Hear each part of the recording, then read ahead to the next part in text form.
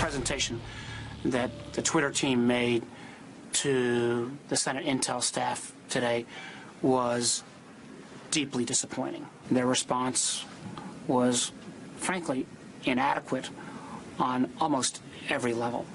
That's one of the topics we're going to get to in this very segment. Mark Warner, the ranking Democrat on the Senate Intelligence Committee, not satisfied, as you heard there, with Twitter's explanation as to how Russia is using its platform to influence American politics or what they are doing to stop it. Company execs met with the Senate and House Intelligence Committees today. Twitter says it shut down some 200 Twitter accounts it traced to Kremlin operatives. Would that were it. Some were the same agents that bought Facebook ads during the presidential election. Crosstown at FBI headquarters, one impact of the Russia investigation was on display today. You could put it that way. New FBI Director Christopher Wray was formally sworn in. Noticeably absent were his two predecessors, one Robert Mueller, the other James Comey, in addition to the president himself. There is some new information on Mueller's investigation this evening. We're learning that Vice President Mike Pence's attorney spoke with Special Counsel Mueller over the summer. Politico reporting it this way: the meeting, which has not been previously reported, was held at Pence's request to express his willingness to cooperate with Mueller's investigation.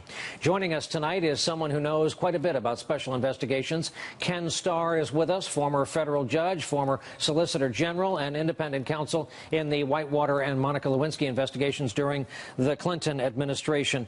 Counselor, I understand you're of the belief that the president should be much more wary and on guard and worried about these congressional investigations than the Mueller investigation. And if we have that correctly, why is that? Well, no, I think he's got to be wary and on guard about both. I think there's a tendency, Brian, to ignore what Congress is doing when, famously, during the Watergate investigation so many years ago, the explosive fact of the White House tapes came not from Archibald Cox, the special prosecutor, but from congressional investigators during a deposition. So I would say it's all hands on deck. But I very much appreciate what was just reported about the vice president saying we are going to cooperate. The president's lawyers are saying that, and that's exactly what needs to be done. Let's get this over with, and the way to get it over with is through cooperation. Though among reasonable people, shouldn't it be assumed that Mike Pence is going to fully cooperate with the investigation?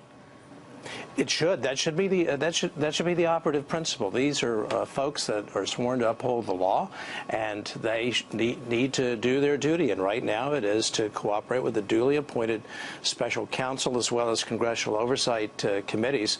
I'll just say I worked closely with Bob Mueller when we were both serving in the Bush administration, Bush 41, and Bob is a terrific lawyer and extraordinarily able, and he has very good judgment.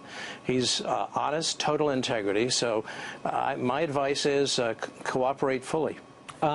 Based on the tea leaves and what we see in public, which of course is a small fraction of what's going on beneath the surface, not unlike an iceberg, do you read anything into where this stands, how far along we are? I think we're not that far along, but it looks as if, especially in light of what we now know, which is the surge of Paul Manafort's condominium early in the morning. That's an extraordinary action. I believe my reading of the regulations under his appointment is that he likely consulted with the Deputy Attorney General. I don't know that because that was an extraordinary action. Very high-level person, high-visibility person, and it sends a really powerful message. I mean, business. It's a bit of shock and awe. So and the report is that there will be an indictment.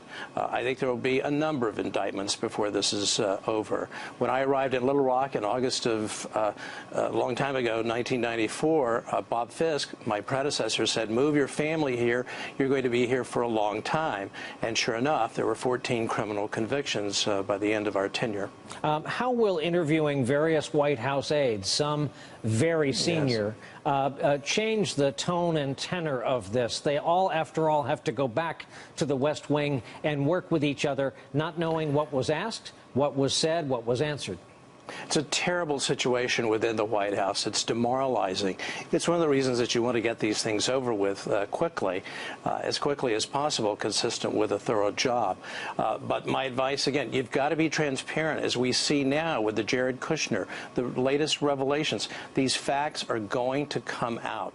Truth will come out. So the choice is, do I try to hold on, stonewall, to put it pejoratively, or do I say, you know, the best thing for me to do is just to get it all out there and then face the consequences of that. But you're right.